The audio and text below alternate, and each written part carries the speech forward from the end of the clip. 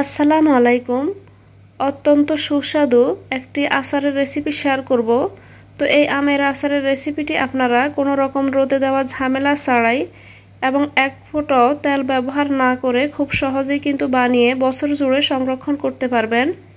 এই রেসিপিটি তৈরি করার জন্য খুব বেশি উপকরণেরও কিন্তু প্রয়োজন হয় না।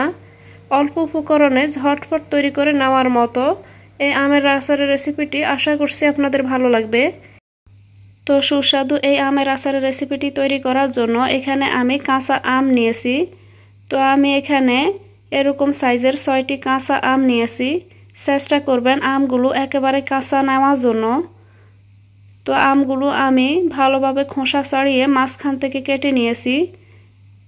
তো কেটে নেওয়ার পর এখানে দেখতে পাচ্ছেন কয়েক টুকরো আম কিন্তু আমি এভাবে চিকন করে কেটে নিয়েছি।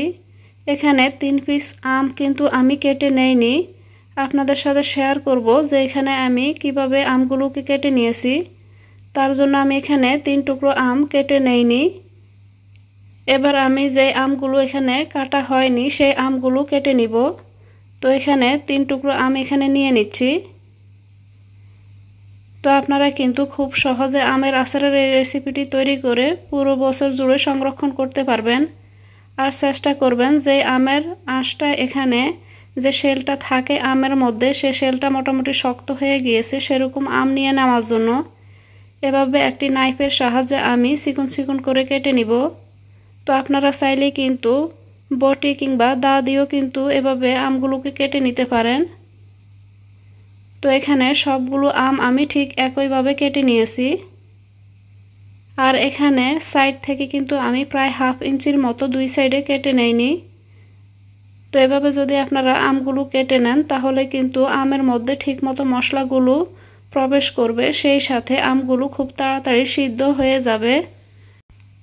তো এখানে আমি সবগুলো আম কেটে একটা বাটিতে নিয়ে নিলাম। এবার এখানে আমি কিছু উপকরণ অ্যাড করব। তার জন্য এখানে 6টি আমের জন্য আমি এখানে নিয়ে নিব 1 কাপ পরিমাণ চিনি। এবার এখানে দিয়ে দিব 1/3 কাপ পরিমাণ ভিনেগার। এবার দিয়ে দিব 1 টেবিল চামচ পরিমাণ পিঙ্ক সল্ট। এখানে আপনারা নরমাল যে সাদা লবণটা সেটাও নিতে পারেন।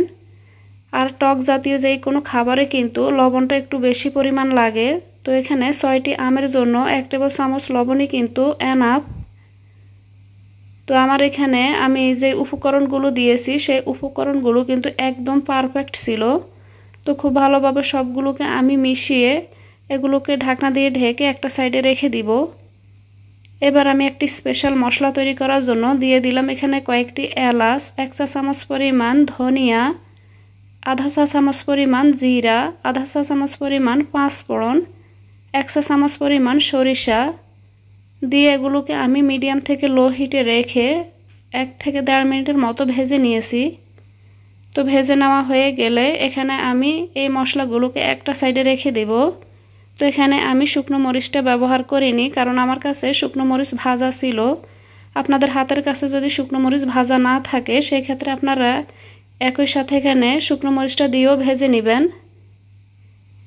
এবার আমি যে আমের মিশ্রণটা আমি মাখিয়ে রেখেছি সেটি আমি একটা কড়াইতে নিয়ে নিব। তো এখানে চিনিটা কিন্তু সম্পূর্ণ গলে যায়নি, চিনিটা কিছুটা এখনও কিন্তু আস্ত ছিল। তো আমি এখানে চুলার মধ্যে বসিয়ে দিলাম। চুলার আঁচটা মিডিয়ামে রেখেছি। এবার এখানে আমি দিয়ে দিব কিছু মরিচ গুঁড়া, সাথে দিয়ে দিব সামান্য একটু হলুদ গুঁড়া, দিয়ে আলতোভাবে এগুলোকে মিশিয়ে নিব। তো চেষ্টা করবেন কাঠের খুন্তি কিংবা এরকম সিলিকনের স্প্যাচুলা ব্যবহার করতে। আমের আচারগুলো কিন্তু অত্যন্ত নরম হয়। কিছুক্ষণ পরেই যখন আমগুলো সিদ্ধ হতে শুরু করবে তখন কিন্তু আমগুলো অনেক সফট থাকবে। তো এবার আমি এখানে যে মশলাটা ভেজে রেখেছি সেটি গুঁড়ো করে নিব। তো এখানে মশলাটা একটা ব্লেন্ডার জারে নিয়ে সাথে আমি দিয়ে দিলাম কয়েকটি ভাজা শুকনো মরিচ। তো আপনারা আপনাদের রুচি মতো এখানে শুকনো মরিচটা নিয়ে নেবেন। এবারে সবগুলোকে আমি এখানে গুঁড়ো করে নিব। তো আমি এখানে গুঁড়ো করে নিয়েছি। এবার এখান থেকে আমি অর্ধেকের থেকে একটু বেশি পরিমাণ মশলার গুঁড়া এখানে দিয়ে দিয়েছি। তো এখানে আমি কিন্তু সবগুলো মশলার গুঁড়া কিন্তু ব্যবহার করিনি। এবার আবারও এগুলোকে আলতোভাবে মিশিয়ে নিচ্ছি। আর এভাবে আমের আচারের রেসিপিটি তৈরি করে যদি আপনারা বছর জুড়ে সংরক্ষণ করতে চান সেক্ষেত্রে আপনারা ভিনেগারটা অ্যাড করবেন। এতে করে আমগুলো দীর্ঘদিন পর্যন্ত ভালো থাকবে। আর যদি আপনারা মনে হয় যে এগুলো এক সপ্তাহের মধ্যে শেষ হয়ে যাবে সেক্ষেত্রে এখানে ভিনেগারটা না ব্যবহার করলেও কোনো সমস্যা নেই।